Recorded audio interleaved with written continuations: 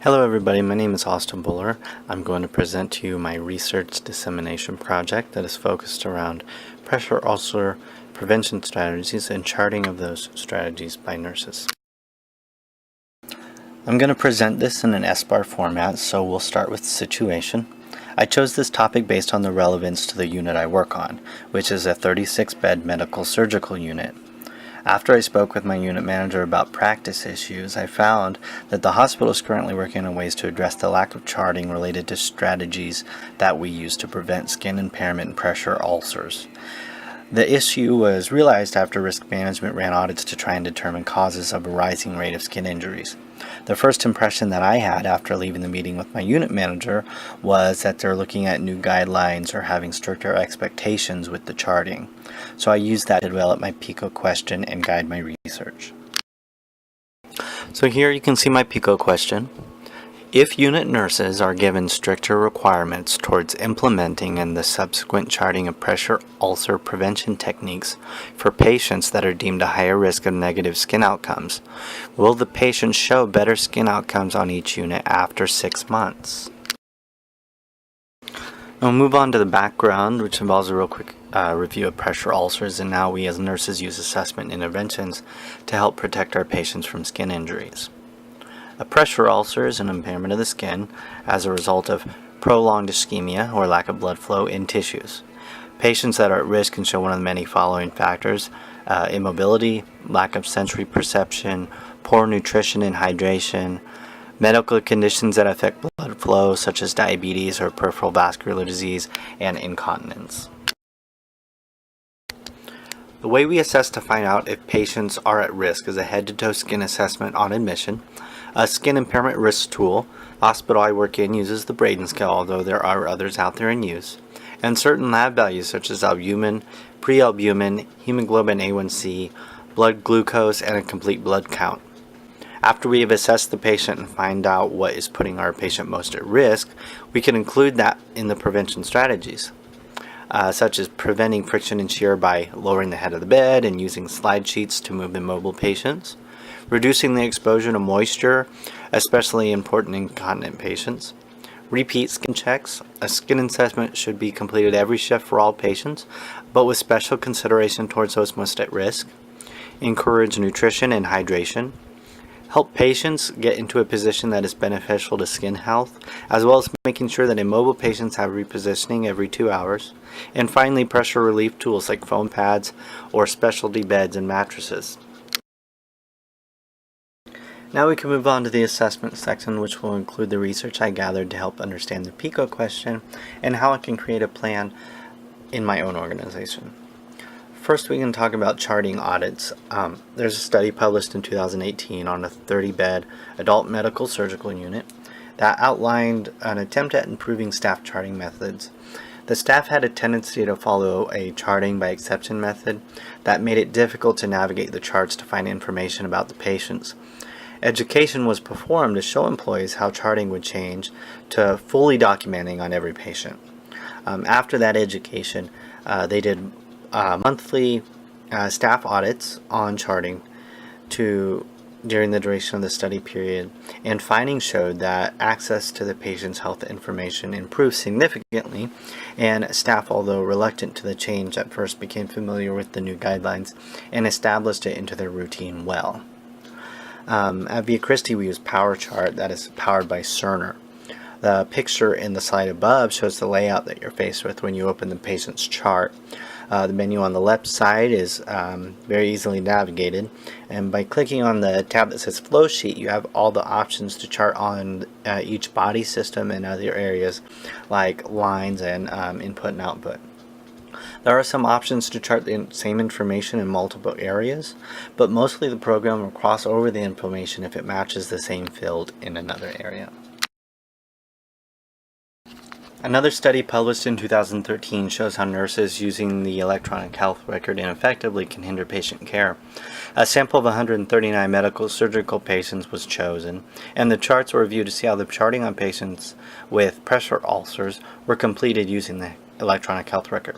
The intention was to determine if paper charting, which was in the process of being phased out, was a better method than using the electronic health record. The results showed that when nurses would assess and document on the same patient, that the details charted were not consistent between each other. Multiple areas of the electronic health record were being used to chart the information, leading to difficulties finding and evaluating the patient's progress in healing. Staff did not always fill out all the details for the pressure ulcer sites, preventing physicians from getting a complete picture. And night shift staff often had less documentation than the day shift staff. There was also no clear distinction between using the paper charting or the EHR. Both displayed the same results. These results helped to validate the need for clear instruction to staff regarding the expectations of charting and performing accurate skin assessments. As we have all heard before, if it isn't in the chart, it didn't happen. The last case study involves a quality improvement project that was performed on a 30-bed acute rehab med-surg unit in San Diego. Performance was lacking in relation to the skin care of patients and charting. In an effort to improve, the following was implemented. First, education was provided to ensure that staff was aware of the changes being made and how it involved each person. And then the changes included skin rounds on patients that were deemed at risk. This was done by the charge nurse, who happened to not carry a team of patients, and it was twice a week. Accountability was increased. If skin assessments were lacking or incomplete, staff was addressed quickly to evaluate the cause and help provide solutions to prevent that from happening again. Sharing of data was done monthly to prove the new system was helping and encourage staff that the policy was permanent and must be followed. All staff was included in the reporting of skin impairments, such as PCTs and physical therapy, were encouraged to report any skin impairments to the nursing staff for follow-up. Positive reinforcement was stressed to the employees that showed great work or great improvement into charting techniques and patient care. These guidelines were in place starting August 2007 and reviewed until September 2010. During that time, skin assessments on all patients rose to 100% compliance, and by December 2008, there was a 0% incidence of hospital-acquired pressure ulcers.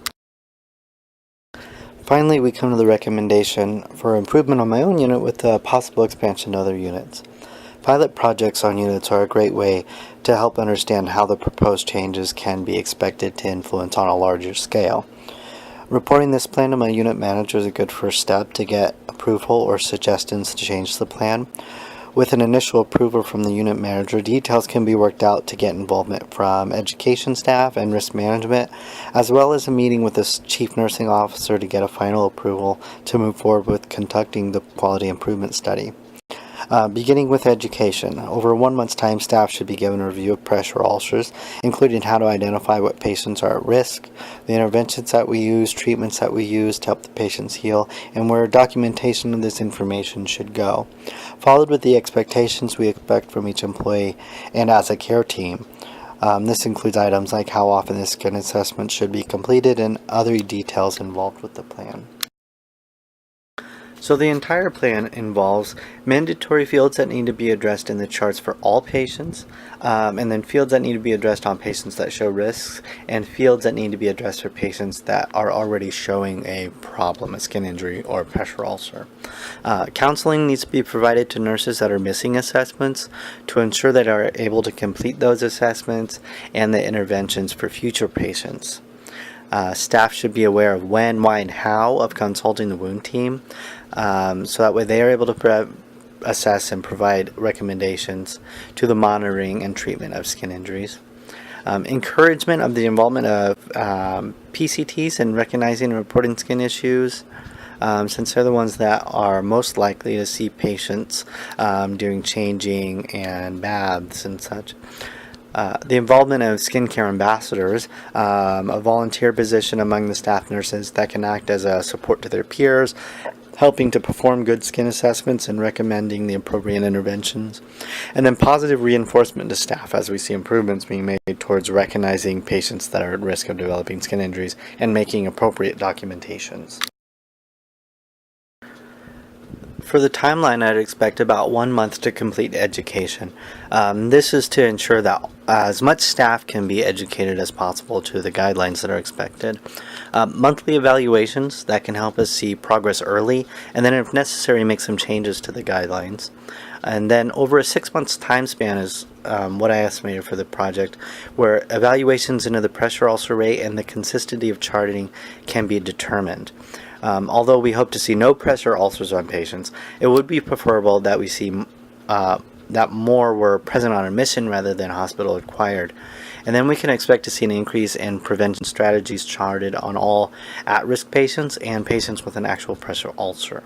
With positive results, we could hopefully work to expand the new guidelines to more units throughout the hospital and encourage better practices among the staff.